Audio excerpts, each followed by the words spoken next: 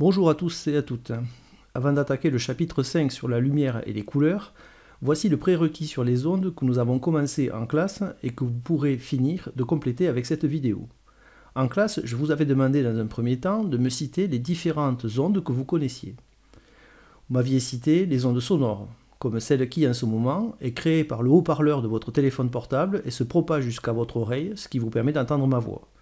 Vous m'aviez aussi cité les ondes sismiques qui se propagent dans la croûte terrestre à la suite d'un tremblement de terre. Il y a aussi des ondes de choc qui se propagent après une explosion.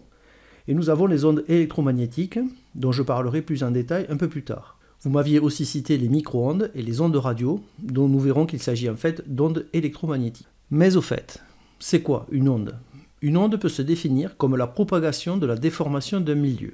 Alors je sais que cette définition est un petit peu compliquée, donc pour vous l'expliquer, je vous ai fait une petite visualisation. C'est assez facile à visualiser si on imagine une surface d'eau calme sur laquelle flotte un canard. Si on jette une pierre dans l'eau, cela va créer une onde qui va se déplacer à partir du point où on a jeté la pierre.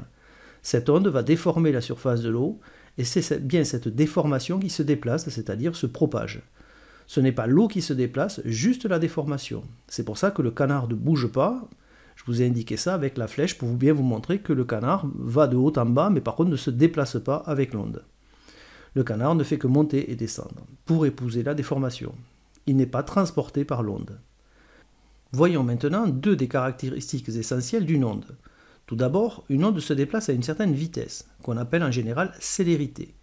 Par exemple, le son est une onde qui se propage dans l'air à la vitesse de 340 mètres par seconde. Cela signifie que si une explosion se produit à 1 km de vous, vous n'entendrez le bruit qu'environ 3 secondes plus tard.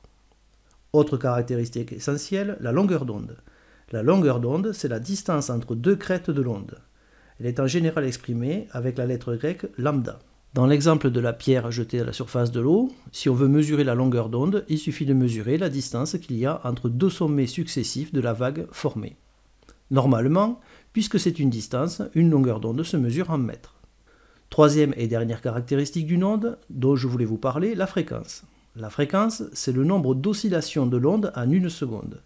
Si on reprend l'exemple du canard, la fréquence de cette onde, c'est le nombre de fois que le canard a fait une montée-descente en une seconde. La fréquence s'exprime en Hertz, de symbole Hz. Cette unité a été donnée en hommage au physicien allemand Heinrich Hertz, qui au XIXe siècle a découvert les ondes hertziennes qui permettront, après sa mort, de créer d'abord les télégraphes, puis les radios. Les trois caractéristiques d'une onde que nous venons de voir, la fréquence f, la longueur d'onde lambda et la vitesse v, sont liées par cette formule f égale v sur lambda. Rassurez-vous, je ne vais pas me lancer dans des calculs savants à partir de cette formule, mais juste vous expliquer qu'elle implique la chose suivante. Plus une onde a une longueur d'onde faible, plus sa fréquence est élevée. Et à l'inverse, plus une onde a une longueur d'onde élevée, plus sa fréquence est faible. Terminons ce prérequis en faisant un zoom sur les ondes électromagnétiques. Les ondes électromagnétiques, dont la lumière fait partie, ne nécessitent pas un milieu pour se propager. Dans l'exemple du canard, l'onde qui déforme la surface de l'eau a besoin de l'eau pour se déplacer. Si vous prenez une onde sonore, elle a besoin d'air pour se déplacer. Le son ne se propage pas dans le vide. Mais les ondes électromagnétiques se déplacent aussi dans le vide. C'est pour cela qu'on arrive à voir les étoiles, la lune ou le soleil, car la lumière qu'ils émettent se déplace aussi dans le vide. Les ondes électromagnétiques se propagent sous forme de rayonnement. De plus, elles ont toutes la même célérité qu'on note petit c. C'est la vitesse de la lumière. Cette vitesse est vertigineuse. La lumière se déplace à la vitesse de 300 000 km par seconde, c'est-à-dire 300 millions de mètres par seconde. Bien que très rapide, la lumière n'est pas instantanée.